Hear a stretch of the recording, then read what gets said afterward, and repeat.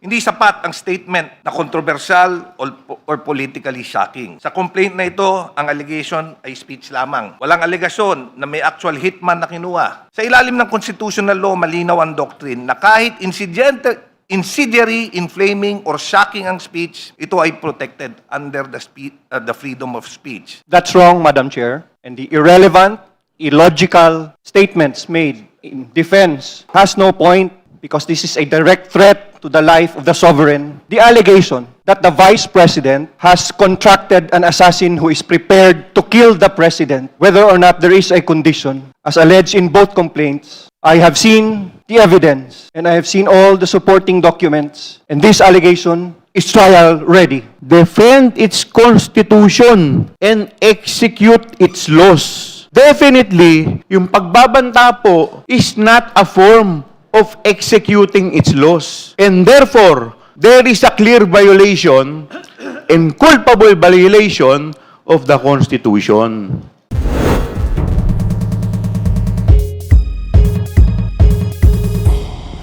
The Honorable Suntay. Thank you very much, Madam Chair. Kagaya ho ng aking binanggit kahapon, dito naman sa pang-apat na impeachment complaint, ang pangunahing alegasyon ng complaint ay nagsasaad, respondent publicly declared during a live broadcast press conference that she has arranged for a person to kill President Marcos Jr., the First Lady, and the former Speaker, Speaker Martin Romualdez, if she is killed. Ito ang ginawang basihan ng Article 1 para sabihing may culpable violation of the Constitution, betrayal of public trust, at other high crimes.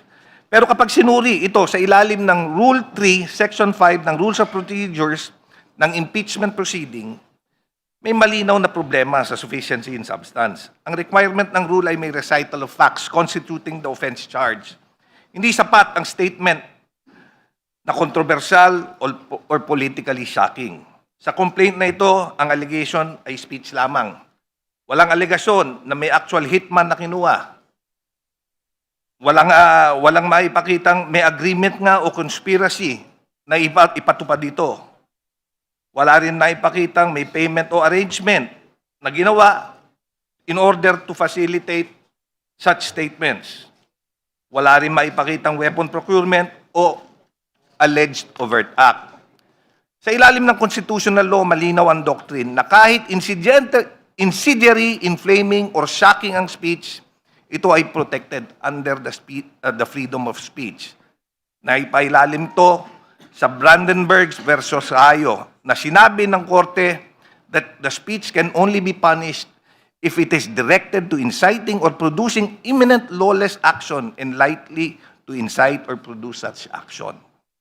Ang parehong principle ay kinilala sa Philippine jurisprudence tulad ng Salonga versus Cruz Paño kung saan sinabi ng Supreme Court na kahit radical o disturbing a statement ay hindi punishable kung walang imminent and lawful action. Sa madaling salita, kahit pa matapang, galit, exaggerated ang political rhetoric, hindi automatic na ito ay krimen.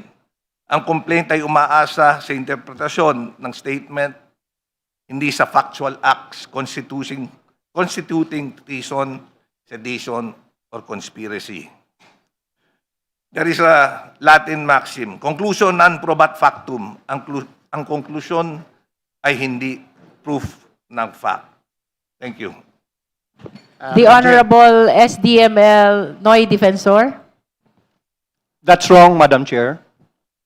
We are discussing on the sufficiency and substance and the irrelevant, illogical statements made in defense has no point because this is a direct threat to the life of the sovereign.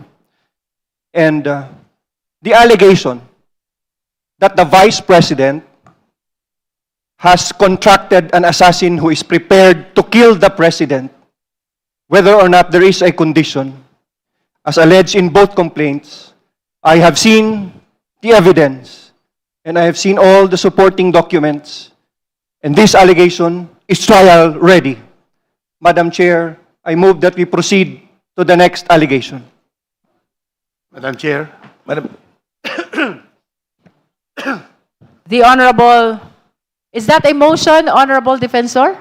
Yes, it's a motion to proceed to the next allegation. I object, Madam Chair. Second. There is Let us a give a chance. motion. Let us give a chance to everyone to speak on each ground.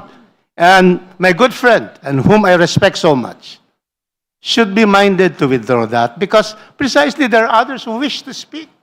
And we cannot stifle any member of the Justice Committee. And our chairman has always allowed everybody to speak until everybody has spoken in this committee. So we appeal to my good friend to withdraw that so that we can Only proceed. because the Honorable Rufus Rodriguez has requested me to withdraw. I would gracefully withdraw my motion, Madam Chairman. That is a statesman. You see, Mr. Chairman, our deputy majority is a statesman. So Just thank for the you. record, the motion to proceed to the next ground has been formally withdrawn. Thank you, Madam Chair. All the manifestations of the Justice members are duly noted. At this juncture, we recognize the Honorable Nazal and then Honorable Chua Thank you. How about me? and then Honorable Rodriguez. Third, that is fine. Good morning, everyone. Thank you, Madam Chair. Consistent with the constitutional threshold articulated under Article 11 and the ultimate facts rule applied during the PBBM proceedings last February 4, 2026, I respectfully submit that Article 1 of the fourth complaint fails the test of sufficiency in substance. The allegations rely principally on public statements characterized as an admission of contracting an assassin. However, even assuming hypothetical admission of the pleaded facts, the complaint does not set forth the essential elements of an indictable offense. There is no identification of an alleged assassin, no pleaded meeting of minds, no overt act towards execution, no defined consideration, and no operational step taken beyond speech. Conspiracy requires implementation elements. Sedition requires overt acts. Culpable violation requires a specific, willful breach of a constitutional duty. None are pleaded with particularity. General invocations of a constitutional order and oath-taking cannot substitute for a clearly identified constitutional provision willfully violated. Under the standard consistently applied in the PBBM proceedings, rhetoric, however alarming, does not become an impeachable offense absent ultimate facts establishing execution. Accordingly, Article 1 rests on inference and conclusion rather than pleaded ultimate facts and is insufficient in substance. I so manifest. Thank you, Madam Chair. Thank you. Next is the Honorable Chua. Thank you, Madam Chair. Madam Chair, mukhang nalilito po yung mga kasama natin.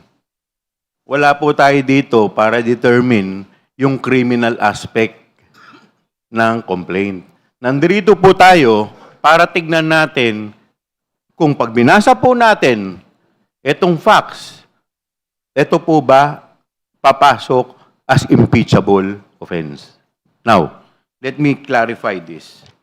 Ito pong Article 1, makikita po natin sa paragraph 83 pababa. At dito po, sa paragraph 85, dito po, clearly and expressly, binanggit po dito yung kataga na binanggit po ng ating Vice Presidente. At ano po to?